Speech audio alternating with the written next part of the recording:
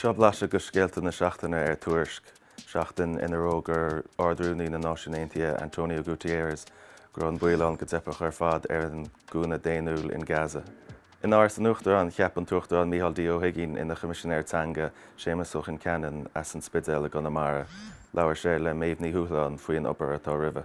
Faoi scéim atá bertaí ag raibh na Gaeltachta déadfaí Zontas Siaracháin sús le €6,000 íoc le múntóirí a churfach feos ar go Gaeilge.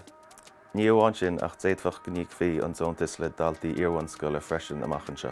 Dhéanach sé maithe schuit teachtaí dála a chluisteáil ag caint a méle sa dál faoi chás na Gaeilge a dúirt airstás na Gaeltachta Patrick O'Donovan an teachtain seo. Dúirt sé gur maithe an teachtaí dála gur gá cás na Gaeilge phlé an Gaeilge amháin agus gur trúir sin. Ina thuairiscáil mar síl dúirt ar golaí Alex Hyman's linn gur oscail súla bhí an dó teacht ar thioppa gnéis i lár Gallery siopadóireachta in São Paulo.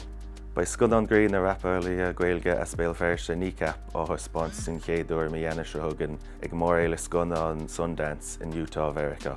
Tá na scéalta sin go léir agus tuile ar túir.